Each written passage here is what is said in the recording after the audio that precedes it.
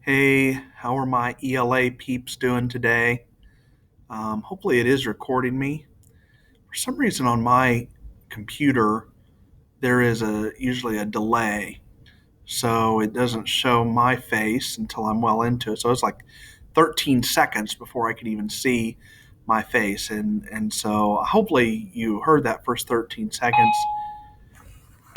Angelina Resendez, please go to Mrs. Hill's room. Angelina Resendez, please go to Mrs. Hill's room. Sorry about that. All right, we're going to be reading Agatha Christie's Murder on the Orient Express. Today we are going to look at Chapter 8 of Part 2. Part 2 is where he interviews all of the suspects. Everybody on that train, remember, is a suspect. Probably the crime was committed by somebody on the train, in that particular train car, as a matter of fact. He's interviewing Hercule Poirot, the world's most famous detective, is interviewing them.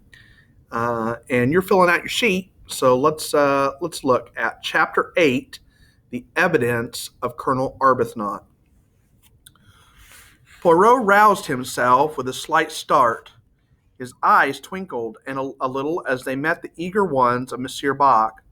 "Ah, my dear old friend," he said, "you see I have become what they call the snob. The first class, I feel, it should be attended to before the second class. Next, I think, we will interview the good-looking Colonel Arbuthnot."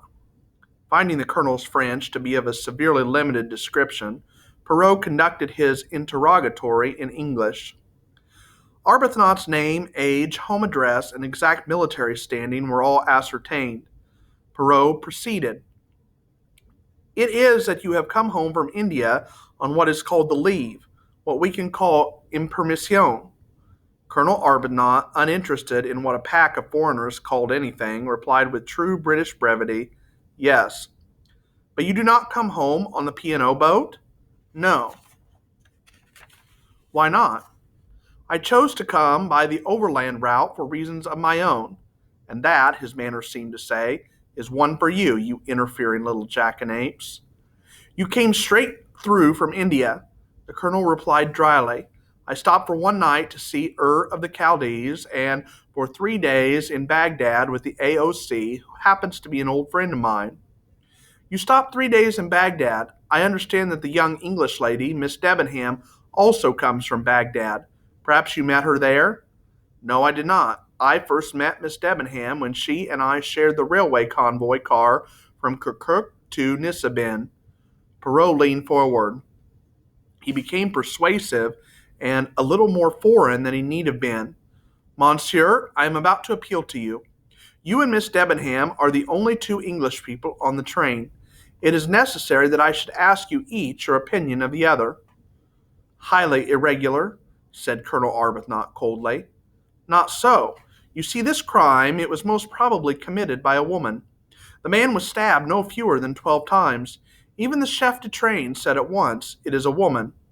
Well, then, what is my first task? To give all the women traveling on the Istanbul Calais coach what Americans call the once-over. But to judge of an Englishwoman is difficult. They are very reserved, the English. So I appeal to you, monsieur, in the interest of justice. What sort of person is this Miss Debenham? How do you know? What do you know about her?" "Miss Debenham," said Colonel with some warmth, "is a lady." "Ah," said Poirot, with every appearance of being much gratified. "So you do not think that she is likely to be implicated in this crime?" "The idea is absurd," said Arbuthnot. "The man was a perfect stranger. She had never seen him before." "Did she tell you so?" "She did. She commented at once upon his somewhat unpleasant appearance. If a woman is concerned, as you seem to think, and to my mind without any evidence but on a mere assumption, I can assure you that Miss Debenham could not possibly be implicated."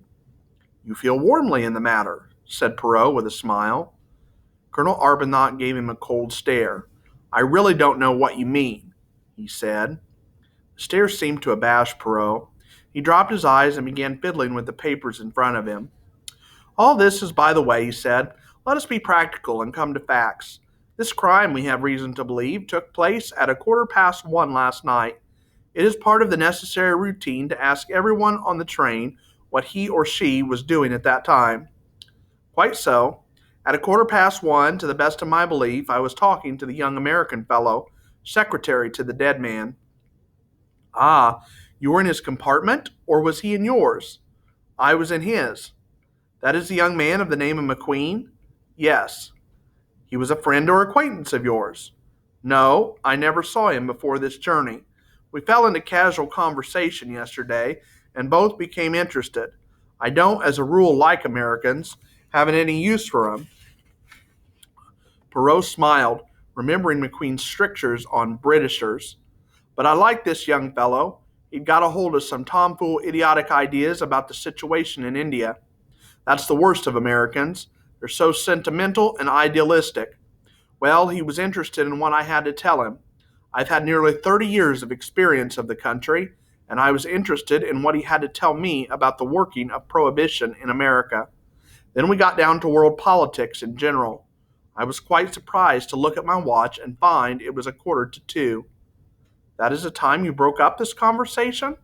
Yes. What did you do then? Walked along to my own compartment and turned in. Your bed was made up, ready? Yes.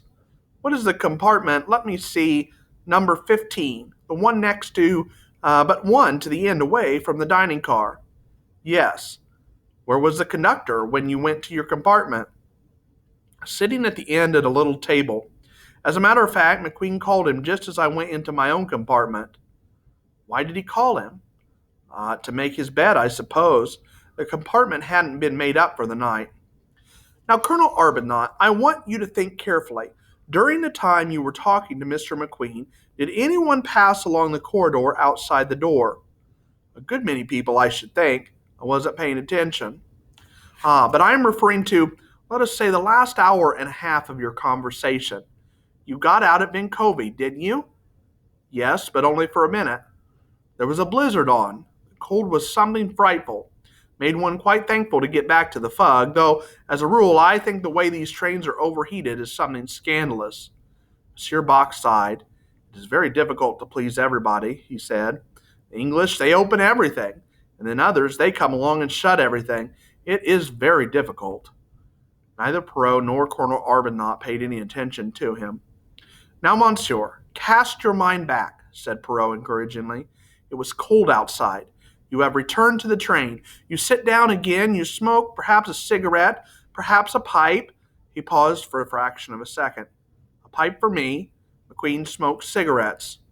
The train starts again. You smoke your pipe. You discuss the state of Europe, of the world. It is late now. Most people have retired for the night. Does anyone pass the door? Think. Arbuthnot frowned in the effort of remembrance. Difficult to say, he said. You see, I wasn't paying any attention.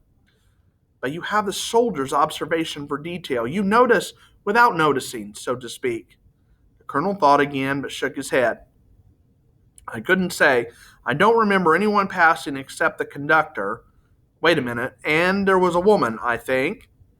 You saw her? Was she old, young? Didn't see her. Wasn't looking that way. Just a rustle and a sort of smell of scent. Scent. A good scent? Well, rather fruity, if you know what I mean. I mean, you'd smell it 100 yards away. But mind you, the colonel went on hastily, this may have been earlier in the evening. You see, as you said just now, it was one of those things you notice without noticing, so to speak. Sometime that evening I said to myself, woman, scent, got it on pretty thick. But when it was, I can't be sure, except that, why, yes, it must have been after Vinkovy. Why? Because I remember, stiffing, you know, just when I was talking about the utter washout Stalin's 5-year plan was turning out. I know the idea woman brought the idea of the position of women in Russia into my mind, and I know we hadn't got on to Russia until pretty near the end of our talk. You can't pin it down more definitely than that? No. It must have been roughly within the last half hour. It was after the train had stopped. The other nodded. Yes, I'm almost sure it was. Well, we will pass from that. Have you been in America, Colonel Arbuthnot? Never. Don't want to go. Did you ever know a Colonel Armstrong? Armstrong. I've known 2 or 3 Armstrongs. There was Tommy Armstrong in the 60th. You don't mean him. And Selby Armstrong. He was killed on the Somme. I mean the Colonel Armstrong who married an American wife and whose only child was kidnapped and killed. Ah, yes, I remember reading about that. Shocking affair. I don't think I actually ever came across the fellow, though of course I knew of him. Toby Armstrong. Nice fellow. Everybody liked him. He had a very distinguished career, got the VC.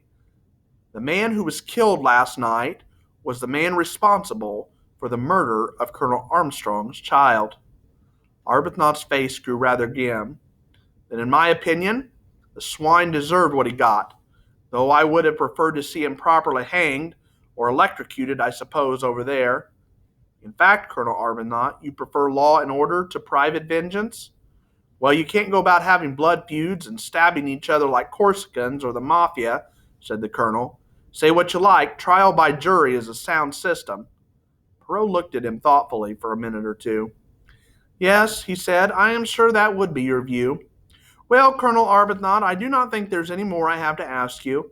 There's nothing you yourself can recall last night that in any way struck you, or shall we say strikes you now, looking back as suspicious. Arbuthnot considered for a moment or two. No, he said, nothing at all, unless... He hesitated. But yes, continue, I pray of you. Well, it's nothing, really, said the colonel slowly, but you said anything. Yes, go on.